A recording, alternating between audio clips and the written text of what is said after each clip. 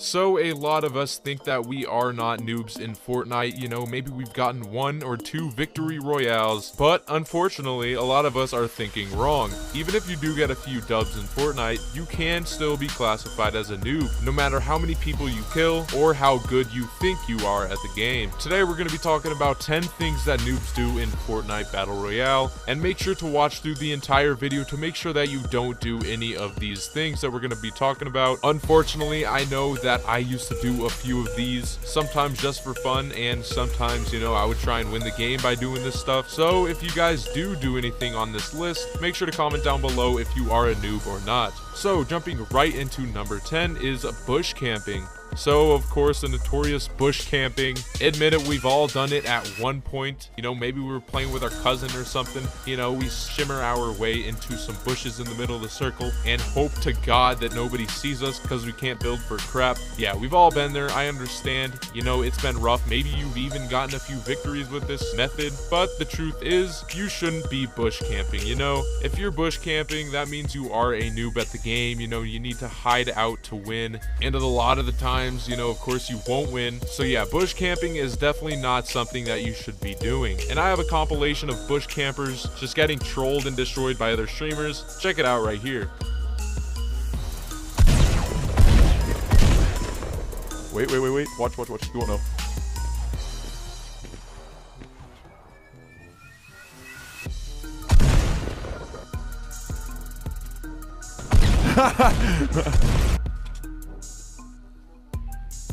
Watch this, ready? Wait.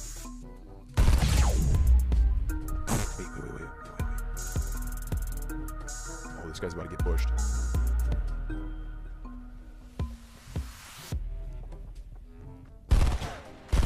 Number 9, no keybinds. So if you're not using keybinds, then honestly, you're a big noob. There's no way you can be running around with your scroll wheel, or, you know, if you are on console, if you don't have Builder Pro on, there's no way, you know, you could be classified as anywhere near to what, you know, a good player would be. Because honestly, facing the facts, you know, you can't be scrolling through the scroll wheel just to find your certain gun, or hitting Q and then go into your build thing and then, you know, scroll some more. It's just not very ethical. If you're using a keyboard and mouse, definitely make some keybinds. It will change your gameplay drastically. As well as on console, you know, turn on Builder Pro, try it out. It does feel weird at first, but once you get the hang of it, you will get a lot better. So yeah, make sure to be using your keybinds.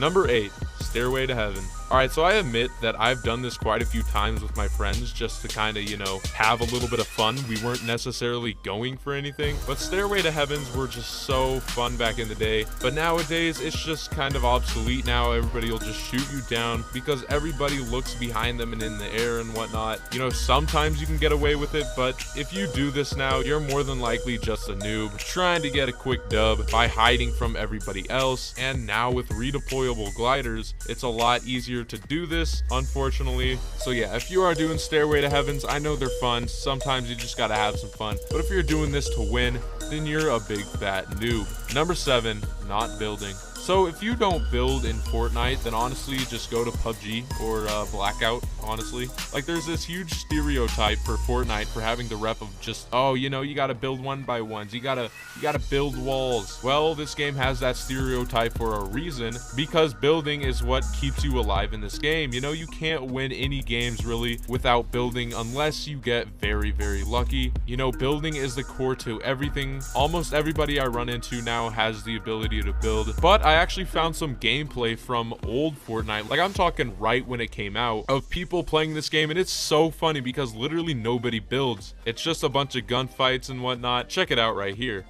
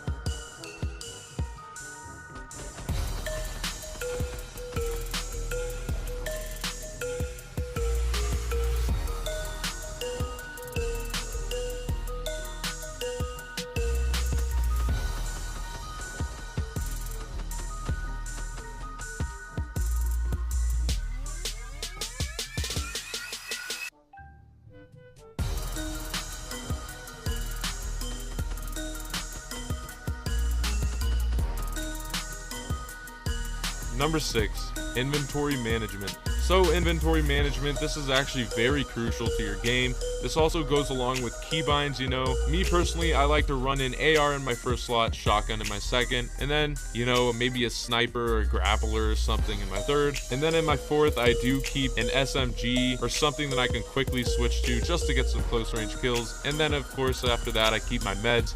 It's different for everybody, but make sure to have yourself, you know, a good customizable loadout. If you're not doing this, you are a big noob. Honestly, like, this is like one of the most basic tips everybody needs to have down. So yeah, inventory management is a big issue that noobs tend to have issues with. Number 5, thinking skins equals skill. So bear with me on this one. Basically, a lot of noobs tend to have this mindset of if you buy a skin, you're just automatically good at the game, which obviously this is not true. You know, with the whole default skin movement, of course, you know, Tfue bringing it back. Default skins, of course, can be just as good as having, you know, a really expensive skin, you know? Maybe you're running around with your nice and fancy Calamity skin. You got the battle pass all maxed out. You're chilling. You think you can just kill anybody. But on the other hand, you got Tfue running over here in his default skin, and you just get absolutely clapped by him. Like, honestly, skin does not equal skill. You know, maybe back in the day, this may have been the case just because not a lot of people really bought skins. And if you did buy a skin in this game, you were pretty serious about it. So if you think that if you buy a skin, you're automatically better at the game, you might as well just label yourself as a noob.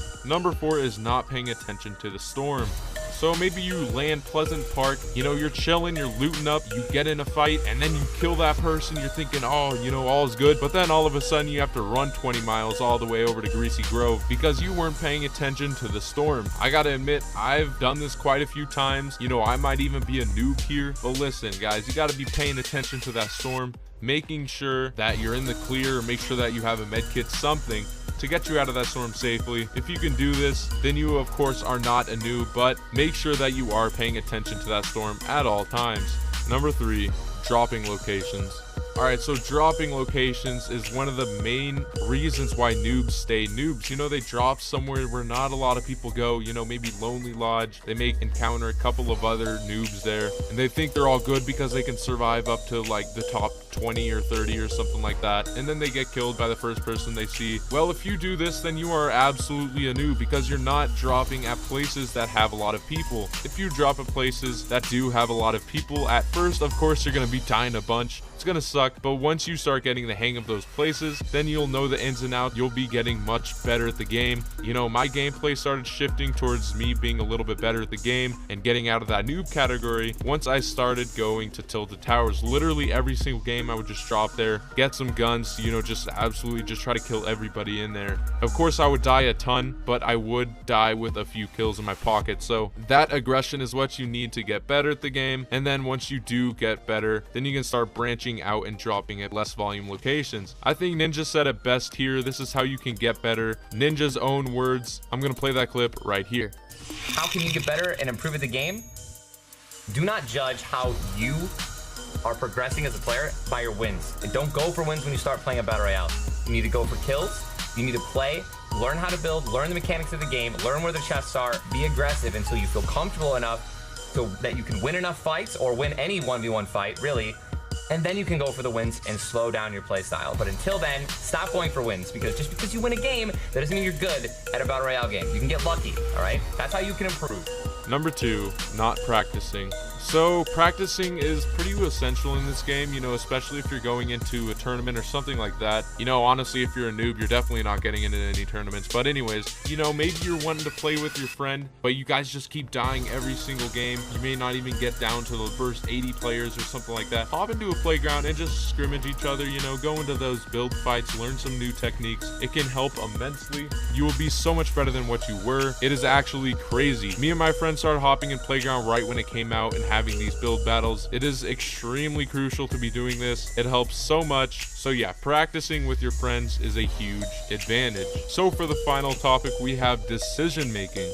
Decision making is absolutely crucial in this game. I know it may sound stupid, but decision making is everything. You know, maybe if half of the last circle is on a mountain and half of the circle is, you know, a little bit down lower, of course, get on the mountain, seek the high ground. That is decision making at its finest. You know, you got to be making these crucial decisions. Maybe if you take some damage and you need to med up, that's a decision decision right there. You know, if you should go and just try and kill everybody, or if you should hide in a bush. Of course, that is decision making right there. Just these little decisions, they can help so much. And once you start mastering, you know, what you should do in certain situations, you will become a much better player. Well, I hope you guys did enjoy the video. Make sure to drop a like and subscribe if you are new. We got a ton of new content coming out every single week, and I'll catch you guys in the next video. Peace out.